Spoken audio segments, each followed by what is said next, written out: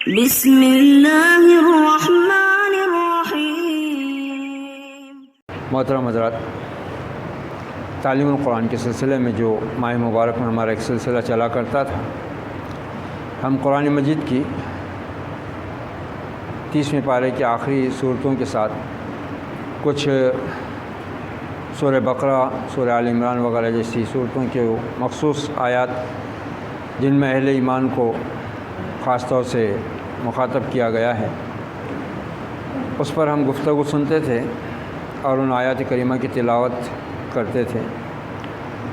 گزشتہ شب ہم نے سورہ فاتحہ جو قرآن مجید کو پڑھنے سے پہلے دعا اللہ تعالیٰ نے خود سکھائی ہے اور جس کی قبولیت کے لیے اللہ تعالیٰ نے اس پر آمین بھی کہنے کا حکم دیا ہے۔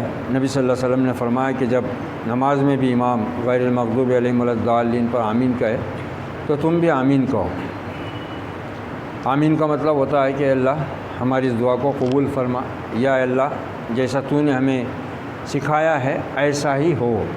تب بندہ سورہ فاتحہ میں دعا کر رہا ہے اللہ تعالیٰ سے، پہلے اللہ کی عظمت، کبریائی، بڑائی، اس کی حمد و ثنا و تعریف کے بعد کہ تو سارے جہانوں کا پروردگار ہے، بڑا بخشنے والا ہے، رحم کرنے والا ہے، مہربان ہے، بدلے کے دن کا بادشاہ بھی تو ہی ہے۔ ہم اسی لیے تیری عبادت کرتے ہیں، اور جب تیری عبادت کرتے ہیں تو مدد بھی تجھی سے چاہتے ہیں۔ یہاں شرک کی جڑ کاٹ دی گئی۔ پھر ہم کو سب سے بڑی دعا سکھائی گئی ہے، اور وہ دعا کیا ہے کہ اللہ اپنے بندے کو جب سیدھی راہ چلاتا ہے تو وہ گویا اس پر سب سے بڑا احسان ہوتا ہے اللہ کا، اور سب سے بڑی دعا ہے۔ اور جس کی یہ دعا قبول ہو گئی پھر اس کو کوئی بھٹکا نہیں سکتا، کیونکہ اللہ جس کو ہدایت دے دے پھر اس کو کون بڑا گمراہ کر سکتا ہے۔ اس کے بعد میں پھر پہچان بتائی گئی کہ سیدھا راستہ کن لوگوں کا ہے اور برا راستہ کن لوگوں کا ہے۔ اس کے بعد آمین بولتے ہیں تو پھر یہاں سے اب اللہ تعالیٰ اپنی کتاب سامنے رکھتا ہے کہ میرے بندے، تو نے جس سیدھے راستے کی مجھ سے دعا مانگی ہے اور جن غلط لوگوں کے راستے سے تو بچنے کی تمنا کر رہا ہے، دعا مانگ رہا ہے، وہ سب اس میں ہے۔ یہاں سے گویا دعا قبول ہوئی اور قرآن کھل رہا ہے۔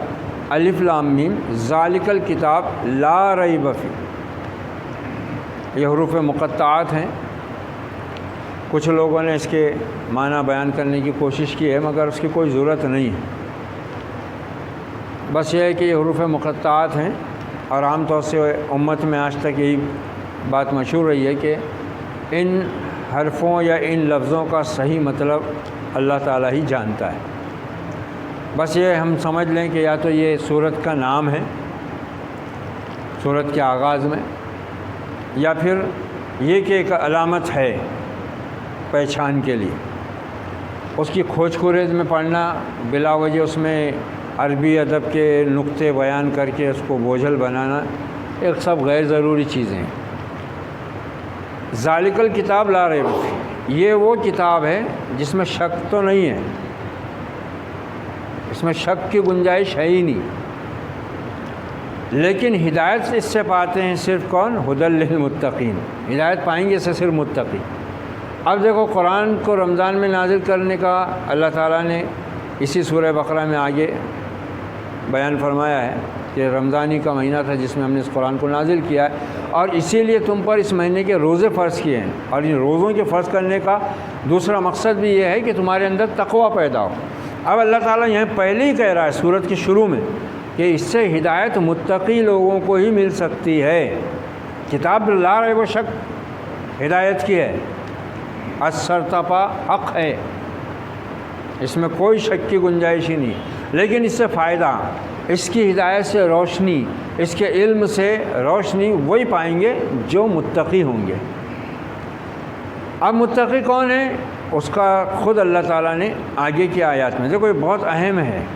یہ سورہ فاتحہ تو پورا خلاصہ ہی ہے، مگر یہاں جہاں قرآن شروع ہو رہا ہے اس کے فوراً بعد یہ 20 آیتیں ہیں سورہ بقرہ کی۔ پہلی 5 آیتوں میں اللہ نے بتایا کہ ایمان والے متقی کون ہیں، ان کی کیا صفات ہیں۔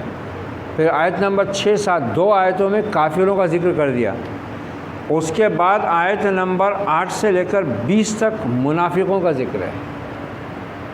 یعنی سورہ بقرہ کی ان 20 آیتوں کو جس نے اچھی طرح سمجھ لیا وہ تینوں کو پہچان لیتا، متقی کس کو بولتے ہیں، مشرک کس کو بولتے ہیں، کافر کس کو بولتے ہیں، منافق کس کو بولتے ہیں۔ پہلی 20 آیتوں میں انسان کو پورا خلاصہ مل جاتا ہے، پوری پہچان مل جاتی ہے، صراط الذین انعمت علیہم کی بھی اور غیر المغضوب علیہم ولا الضالین کی بھی۔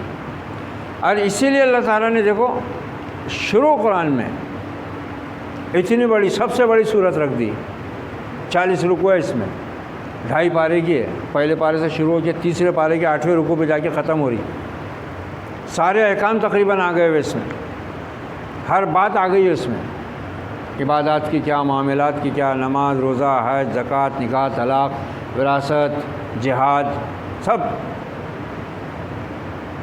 اتنی طویل صورت پہلے رکھ دی اللہ تعالیٰ نے۔ اب پوری بنی اسرائیل کی تاریخ کھل کے کہ تم سے پہلے جن لوگوں کو اللہ نے ہدایت دی تھی کتاب کے ذریعے، رسول کے ذریعے، ان پر پھر کیوں اللہ کا غضب ٹوٹا،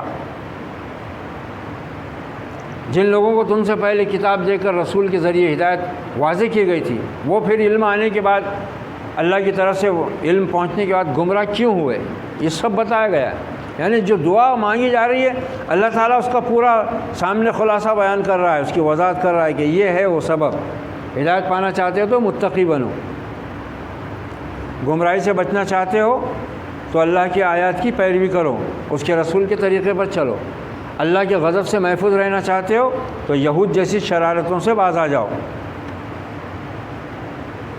یہ ہے تو ہدایت کی کتاب، مگر ہے متقیوں کے لیے۔ متقیوں کی پہلی صفت کیا ہے؟ الذین یؤمنون بالغیب، وہ لوگ جو غیب پر ایمان لاتے ہیں۔ اب آج کا انسان ذرا زیادہ پڑھا لکھا ہو گیا ہوا ہے، وہ بولتا ہے کہ اس میں لاجک ہونا، اگر لاجک سمجھ میں نہیں آئے تو وہ بات مانتا نہیں ہے۔ یہ معتزلہ کا طریقہ ہے، انکار حدیث کا فتنہ یہیں سے چلا۔ انکار حدیث کے جو فتنے چلے نا، یہ عقل گزیدہ لوگوں ہی سے چلے، لاجک، انہوں نے سائنس کو وحی کے علم سے زیادہ اونچا سمجھ لیا، صحیح حدیث کا انکار کر کے بیٹھ گئے۔ اب عقل کے ان کندوں کو یہی پتہ نہیں کہ متقی بننے کے لیے سب سے پہلی صفت ہی یہ ہونا ضروری ہے کہ ان غیب کی باتوں پر جن کی خبر اللہ رسول کے ذریعے دیتا ہے اور اس کے بغیر کوئی جان نہیں سکتا تھا ان باتوں کو، اس کو ماننے کا نام ہی علم غیب کو ماننا ہے۔ اس کی کوئی لاجک سمجھ میں آئے یا نہ آئے، اس کی منطق سمجھ میں آئے یا نہ آئے، ایمان اسی کا تو نام ہے۔ ہمارے نعمتوں کو پتہ ہی نہیں، یہ عقل کے مارے ہوئے یہ بولتے کہ نہیں اللہ نے عقل دی ہے، سوچنے سمجھنے کی بات کہی ہے۔ قرآن کی آیات میں بھی اندھے بہرے بن کے گرنے کا حکم نہیں ہے، بلکہ غور و فکر کرنے کا حکم ہے۔ تو غور و فکر کرنے کی بھی کچھ حدود ہیں۔ غور و فکر کیا کر رہے تم؟ تو پہلے ہی جہاں سے دروازہ کھل رہا ہے وہیں پر تم نے اپنی آنکھیں بند کر لی، اندھے بہرے ہو گئے اور دعویٰ کر رہے ہیں کہ ہم اندھے بہرے بن کے نہیں گرتے، ہم غور کرتے ہیں، ہم فکر کرتے ہیں۔ ایسے غور و فکر پر کیا انسان کو ہدایت ملے گی جہاں اس نے خود ہی ہدایت کا دروازہ اپنے اوپر بند کر لیا؟ سب سے پہلی چیز تو یہی ہے متقی بننے کے لیے کہ غیب کی ان باتوں پر انسان کو یقین ہو، کیا یہ میری سمجھ میں آئے یا نہ آئے، وہ چاہے بات قرآن کی آیت کی ہو یا پھر قرآن کے لانے والے نبی اکرم صلی اللہ علیہ وسلم کی حدیث مبارکہ کی۔ یہ وہ عقل کے مارے ہوئے ہیں، ان کا دعویٰ ہے کہ یہ لوگ قرآن مجید کو سب سے زیادہ سمجھتے ہیں اور قرآن مجید کو سمجھنے کے اصول بھی یہی ان کے پاس میں ہی ہیں اور یہی قرآن کو اچھی طرح جانتے ہیں۔ یہ دھوکہ ہے۔ تو متقیوں کے لیے ہدایت ہے۔ متقیوں کی سب سے پہلی صفت یہ ہے غیب پر ایمان۔ ارے غیب پر ایمان کا مطلب یہ ہوتا ہے نا کہ وہ چیزیں جو ہم نہ دیکھ سکتے ہیں، نہ جن کی ہمیں منطق اور لاجک سمجھ میں آ سکتی ہے، نہ کوئی سمجھا سکتا ہے، اس پر بس ایمان لانا ہے۔ خود سورہ آل عمران میں اللہ نے کہا نا کہ اس کتاب میں الذی انزل علیک الکتاب فیہا آیات محکمات ہن ام الکتاب واخر متشابہات۔ اے پیغمبر صلی اللہ علیہ وسلم، ہم نے آپ پر وہ کتاب نازل کی ہے جس میں کچھ آیتیں محکم ہیں اور کچھ متشابہ ہیں۔ محکم کی آیتیں جو ہیں وہ اصل کتاب ہیں، اور یہ متشابہ آیات جو ہیں یہ جن کے دلوں میں ٹیڑھ ہے، جن کی عقلوں میں زیادہ کجی سمائی ہوئی ہے، ان کے لیے ہیں یہ متشابہ آیات۔ یہ محکم آیات پہ نہیں زور پکڑتے، یہ متشابہ آیات کے پیچھے چلتے ہیں، کھوج کرید کرتے ہیں اور اپنے عقل کے گھوڑے دوڑاتے ہیں۔ یہ عقل گزیدہ لوگ ہیں۔ ایک رہتا مار گزیدہ بولتے ہیں اس کو جس کو سانپ نے کاٹ لیا۔ یہ عقل گزیدہ ہیں جو دعوے دار ہیں کہ قرآن کو سمجھنے کے لیے حدیثوں کی ضرورت نہیں ہے، حدیثیں کمزور بھی رہتی ہیں، اور ان میں بہت سی حدیثیں تو ایسی ہیں جن کا لوگ مذاق اڑاتے ہیں، وہ سائنس سے ٹکراتی ہے۔ اور آج کی حالانکہ سائنس سے اور عقل سے ٹکرانے والی تو بے شمار چیزیں خود قرآن میں بھی موجود ہیں، خود قرآن میں بھی موجود ہیں نا یہ چیزیں۔ انسان ان کے پاس، اور اسی کے نتیجے میں تو وہ سر سید احمد خان چلے گئے نا، یہ لاجک کے نتیجے میں گئے، وہ یہ عقل کے نتیجے میں، حالانکہ بہت بڑے عالم تھے اپنے وقت کے، مگر وہ لاجک کے چکر میں، سائنس کے چکر میں، انگریزی کے چکر میں حضرت فرشتوں کا بھی انکار کر کے بیٹھ گئے، جنت دوزخ کا بھی انکار کر کے بیٹھ گئے، حج کا بھی انکار کر کے بیٹھ گئے، اور عجیب قسم کی وہ قرآن کی آیتوں کی تعویل کر کے بیٹھ گئے کہ اس سے مراد یہ ہے، اس سے مراد یہ ہے، فرشتے کچھ بھی نہیں ہے، ایک پاور کا نام، پاور انگریزی آ گئی، ختم، ستیہ ناش کر کے رکھ دیا۔ یہ ہے، اللہ ہمیں ایسی کجی اور ایسی گمراہی سے محفوظ رکھے، اور ایسی عقل مندی سے اللہ ہماری حفاظت فرمائے، اور جو اس فتنے میں مبتلا ہیں اللہ انہیں ہدایت عطا کرے۔ بہت خطرناک چیز ہے دیکھو یہ، ہدی للمتقین، متقیوں کے لیے ہدایت، اور متقی بننے کی سب سے پہلی شرط یہ ہے کہ آدمی غیب پر ایمان رکھتا ہو۔ وَيُقِيمُونَ الصَّلَاةَ، دوسری صفت متقیوں کیا ہے؟ وہ نماز پڑھنے والے نہیں، نماز قائم کرنے والے ہوتے ہیں۔ یہ ایک ایک آیت خود، ایک ایک لفظ جو ہے، ایک ایک صفت، یہ خود بہت تفصیل طلب ہے۔ وَمِمَّا رَزَقْنَاهُمْ يُنْفِقُونَ، اور پھر وہ ترازو لے کے نہیں بیٹھتے کہ 7.5 تولے سونے سے 1 گرام کم ہے تو زکوٰۃ دینا ہے کہ نہیں دینا ہے، اتنا قرضہ ہمارے اوپر ہے تو زکوٰۃ دینا، نکالنا کہ نہیں نکالنا، صدقہ فطر دینا کہ نہیں دینا، صدقہ دینا کہ نہیں دینا، ہمارے اوپر اتنا قرضہ ہے، یہ سب نہیں۔ جو کچھ بھی ان کو دیا ہے ہم نے، اس میں سے بھی وہ اللہ کی راہ میں دیتے رہتے ہیں۔ یہ متقیوں کی صفت۔ والذین یؤمنون بما انزل الیک، اور پھر یہ گمراہوں اور مغضوب علیہم، یہود و نصارہ کی بدترین گمراہی سے اور ان کی جہالت سے بچانے کے لیے یہ امت محمدیہ پر انعام کیا گیا، اور یہ ان کو گویا اعزاز بخشا گیا کہ یہ امت محمد الرسول اللہ صلی اللہ علیہ وسلم کی وہ امت ہے جو اپنے نبی کے ساتھ آنے والے تمام انبیاء اور رسول کو مانتی ہے، ان پر ایمان لاتی ہے، اور ان پر جو کچھ اللہ کی طرف سے نازل ہوا اس پر ایمان لاتی ہے۔ دنیا میں باقی کوئی اور امت ایسی نہیں ہے جو اللہ کے تمام رسولوں اور نبیوں کو مانتے ہیں۔ یہ خود بنی اسرائیل، یہودیوں نے، کم وقتوں نے ابن مریم کا انکار کر دیا، جبکہ وہ بنی اسرائیلی کے نبی ہیں۔ والذین یؤمنون بما انزل الیک، وہ لوگ جو ایمان لاتے ہیں پیغمبر صلی اللہ علیہ وسلم اس چیز پر، اس کتاب پر، اس وحی پر جو آپ کی طرف نازل کی گئی ہے، وما انزل من قبلک، اور وہ اس پر بھی وہ ایمان رکھتے ہیں جو آپ سے پہلے نازل ہوا ہے، وبالآخرۃ ھم یوقنون، اور وہ آخرت کا یقین رکھتے ہیں۔ یہی لوگ، فتویٰ کس سے، اس سے پوچھو مت، قرآن بتا رہا ہے ہدایت پر کون ہے، اپنے رب کی طرف سے یہ صفتیں ہیں۔ اہدنا الصراط دعا مانگ رہے ہو نا، یہ ہے دعا، اور یہ اس دعا کا جواب، اس کو پڑھو، یہ متقیوں کے لیے ہدایت ہے، متقی بننے کے لیے یہ تمہارے اندر ہونا ضروری ہے۔ یہ ہے اگر تو اولئک علی ھدی من ربہم، یہ لوگ اپنے رب کی طرف سے ہدایت پر ہیں، واولئک ھم المفلحون، یہی کامیاب ہونے والے ہیں۔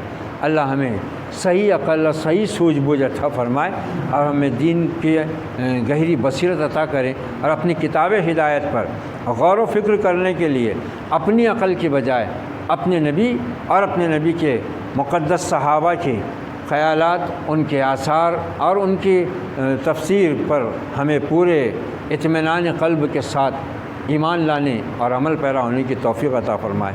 اللہم ارحمنا بالقرآن العظیم، ونفعنا ورفعنا بالآیات والذکر الحکیم، واجعلہ لنا حجۃ یا رب العالمین۔ آئیے ان مبارک آیات کی تلاوت بھی کر لیتے ہیں۔ اعوذ باللہ من الشیطان الرجیم، بسم اللہ الرحمن الرحیم، الف لام میم، ذالک الکتاب لا ریب فیہ ھدی للمتقین الذین یؤمنون بالغیب ویقیمون الصلاۃ ومما رزقناہم ينفقون والذين يؤمنون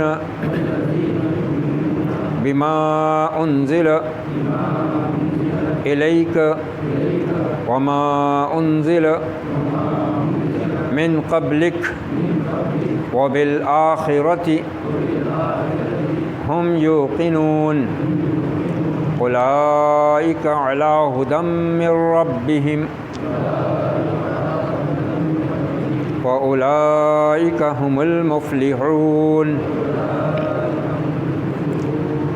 آمنت باللہ صدق اللہ العظیم۔ الف لام میم، یہ وہ کتاب ہے جس میں کوئی شک نہیں، ہدایت ہے متقیوں کے لیے، وہ لوگ جو ایمان لاتے ہیں غیب پر اور قائم کرتے ہیں نماز، اور جو کچھ ہم نے ان کو دیا ہے رزق سے اس میں سے خرچ کرتے ہیں، اور وہ لوگ جو ایمان لاتے ہیں اے پیغمبر صلی اللہ علیہ وسلم اس چیز پر جو آپ کی طرف نازل کی گئی ہے، اور جو ایمان لاتے ہیں اس چیز پر بھی جو آپ سے پہلے نازل ہوئی ہے، اور جو آخرت کا یقین رکھتے ہیں۔ دیکھو یہاں پر لفظ کیا استعمال کیا، اوپر تک یومینون چل رہا تھا، یہاں یوقینون، آخرت پر ایمان لاتے نہیں بولا، آخرت کا یقین رکھتے ہیں، یہی لوگ اپنے رب کی طرف سے ہدایت پر ہیں اور یہی کامیاب ہونے والے ہیں۔ اللہ ہم سب کو ان ہدایت یافتہ اور ان کامیاب ہونے والے لوگوں کا سب بننے کی اور ان میں شامل ہونے کی توفیق عطا فرمائے۔